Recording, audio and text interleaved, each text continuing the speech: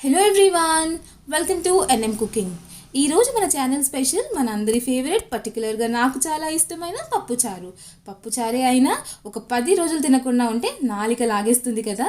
పప్పుచారు, అంచుకి కాస్త ఆవకాయ, కుదిరితే అప్పడం. అబ్బా, ఏం కాంబినేషనో కదా. ఈ పప్పుచారుని ఇంటికో రకంగా వాడొక విధంగా చేస్తారు.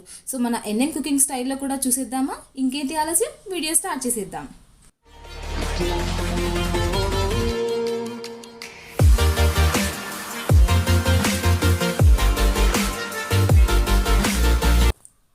ఈ పప్పు చారుకు కావాల్సిన ఇంగ్రీడియంట్స్ నేను ఇంగ్లీష్లో కూడా మెన్షన్ చేశాను. అలాగే వీడియో మొత్తం ఇంగ్లీష్ సబ్ టైటిల్స్ కూడా ఇచ్చాను. సో తెలుగు రాని వాళ్ళకు యూస్ఫుల్గా ఉంటుందని ఇలా చేశాను. ఫస్ట్ నేను పప్పు ప్రిపేర్ చేసుకుంటున్నాను. సో దీనికోసం మనకు 250 గ్రామ్స్ కందిపప్పు, కరివేపాకు, జీలకర్ర, అలాగే వెల్లుల్లి తీసుకున్నాను. పప్పుని మాత్రం నీట్గా శుభ్రపరచుకోండి. ఇలా నీట్గా వాష్ చేసుకున్న తర్వాత నేను దీంట్లో ప్యాన్లో వేసుకుంటున్నాను. ఇలా ప్యాన్లో వేసుకొని పప్పు మునిగేంత వరకు వాటర్ వేసుకోండి. సో దీనికోసం నాకు 3 గ్లాసెస్ ఆఫ్ వాటర్ పట్టింది. తగినన్ని వాటర్ వేసుకున్న తర్వాత నేను స్టవ్ ఆన్ చేసుకొని లో ఫ్లేమ్ పైన పప్పుని ఉడకబెట్టుకుంటున్నాను. సో పప్పు మొత్తం ఉడకడానికి నాకు ఒక 30 నిమిషాలు పట్టింది. ఇలాగే కాకుండా ఆల్టర్నేటివ్గా పప్పుని కుక్కర్లో కూడా ఉడకబెట్టుకోవచ్చు.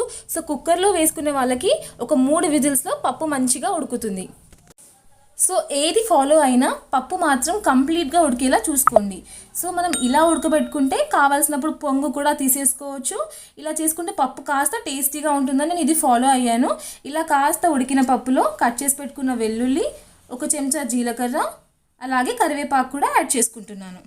నేను వెల్లుల్లి అలాగే కరివేపాకు క్వాంటిటీ కాస్త ఎక్కువగా వేశాను.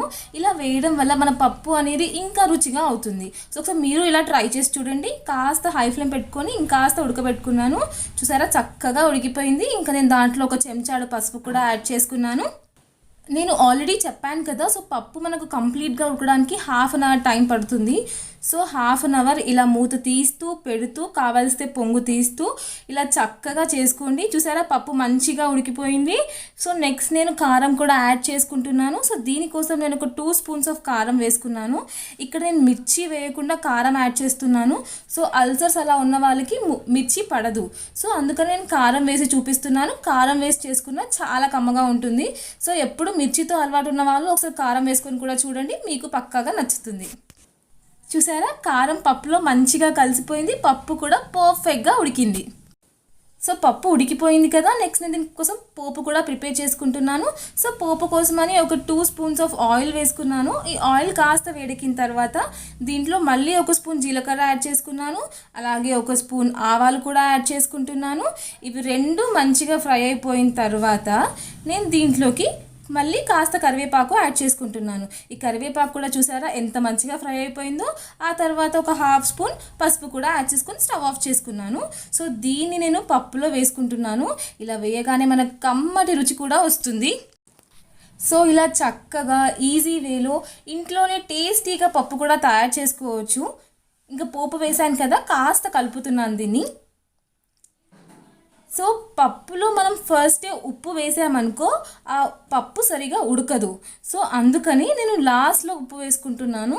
సో ఫస్టే వేసుకోవాలనిపించిన వాళ్ళు కూడా వేసుకోవచ్చు. కానీ నేను చెప్పేది ఏంటంటే పప్పులో మనం ఫస్టే ఉప్పు వేసామనుకో పప్పు సరిగా ఉడకదు. సో పప్పు అనేది కంప్లీట్గా ఉడికిన తర్వాత ఉప్పు వేసుకున్నామనుకో ఆ ఉప్పు పప్పుకు మంచిగా పడుతుంది.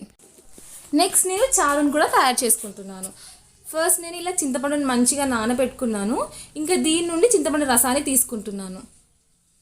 ఇలా వడపోసుకుంటున్నాను. ఇలా వడపోసుకోవడం వల్ల మనకు చక్కటి చారు అనేది వస్తుంది. నేను మొత్తం 2 కప్స్ వరకు చింతపండు రసాన్ని తీసుకున్నాను.